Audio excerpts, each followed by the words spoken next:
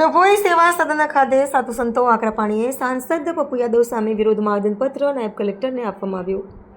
ડભોઈ સનાતન ધર્મ અને સાધુ સંતો પ્રત્યે વારંવાર થતા અશોભનીય નિવેદનોને અપમાનજનક ટિપ્પણીઓને લઈને ધર્મસત્તા હવે આકરા પાણીએ જોવા મળી રહી છે. ડભોઈ સેવા સદન ખાતે મોટી સંખ્યામાં એકત્રિત થયેલા સાધુ સંતોએ સાંસદ પપ્પુ યાદવ વિરુદ્ધ ભારે વિરોધ નોંધાવ્યો હતો અને ડભોઈ નાયબ કલેક્ટરને આવેદનપત્ર સુપ્રત કર્યું હતું. સાંસદ સભ્ય રદ કરવાની માંગ મહામહિમ રાષ્ટ્રપતિજીને સંબોધીને પાઠવેલા આવેદનપત્રમાં માંગ કરવામાં આવી છે કે સનાતન ધર્મનું અપમાન કરનાર સાંસદ પપ્પુ યાદવનું સાંસદ સભ્યપદ તાત્કાલિક અસરથી રદ કરવામાં આવે. જનતા અને મતદાતાઓને ખાસ અપીલ. સંતોએ પપ્પુ યાદવના સંસદીય મતક્ષેત્રના મતદાતાઓને અપીલ કરતાં કહ્યું કે જે વ્યક્તિ રાષ્ટ્ર, સનાતન ધર્મ અને સંતોનું અપમાન કરે તેવા લોકોને ક્યારેય પોતાના જનપ્રતિનિધિ તરીકે ચૂંટવા ન જોઈએ કે જો પપ્પુ યાદવ જાહેરમાં નાક જમીન પર રગડીને પોતાની ભૂલ સ્વીકારી માફી નહીં માંગે તો આગામી દિવસોમાં સમગ્ર દેશમાં સંતો દ્વારા આક્રમક વિરોધ પ્રદર્શન કરવામાં આવશે. પ્રજાપિતા બ્રહ્મકુમારીની બહેનો, કુબેર ભંડારી મંદિર કરનાળીના મહંત દિનેશગીરી મહારાજ, સંત સમિતિના અધ્યક્ષ માનસરોવર બાપુ સહિત મોટી સંખ્યામાં વિવિધ હિન્દુ સંગઠનોના આગેવાનો હાજર રહ્યા હતા. આ વિષયમાં ભારત દેશ, આર્યાવર્ત, સનાતન હિન્દુ સંસ્કૃતિ એમાં બે પરંપરા ચાલુ છે, કૃષિ અને ઋષિ. કૃષિ એટલે ખેડૂતો જે કામ કરે છે ખેતીમાં, આંબા ઉપર વાંઢા ફૂટે છે અને ખેડૂતો એ વાંઢાને કાપી નાખે છે.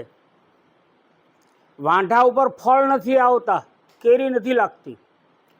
આ મંદિરમાં સંસદ ભવન ભગવાનના મંદિર જેટલું પવિત્ર છે અને એની અંદર આવા વાંઢા ફૂટ્યા હોય, વાણી વિલાસ કરતા હોય અને લગામ વિનાના ઘોડા જેવું હણહાટી કરતા હોય, આવા લોકોને જેમ વાંઢો કાપી નાખવામાં આવે છે એમ આ લગામ વિનાના ઘોડાઓ છે એને પણ સંસદમાંથી દૂર કરવા જોઈએ.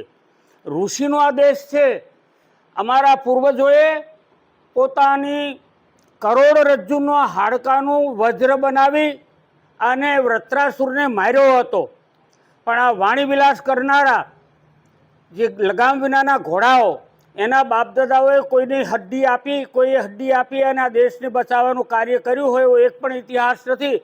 જેનું અપમાન કરવામાં આવે છે સંતો, એમને તો પોતાની કરોડરજ્જુઓ કાઢીને આપી દીધી છે. ભારતમાં 25 લાખ સાધુઓ છે. એક એકના હાડકાનું વજ્ર બનાવી અને નાશ કરવામાં આવે અસુરોનો તો 25,000ને તો મારી જ નાખે.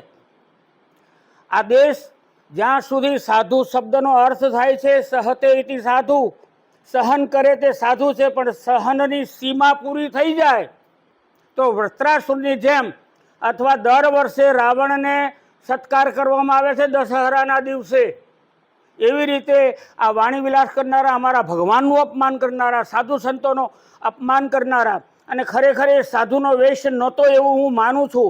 આ તો છદ્મ વેશ હતો. સાધુનો વેશ હોય તો જીભ ઉપર લગામ આવે. સાધુ કોઈ દિવસ આવું બોલે જ નહીં, પણ કપડાં જે ભગવા હતા ને એ છદ્મ વેશ હતો.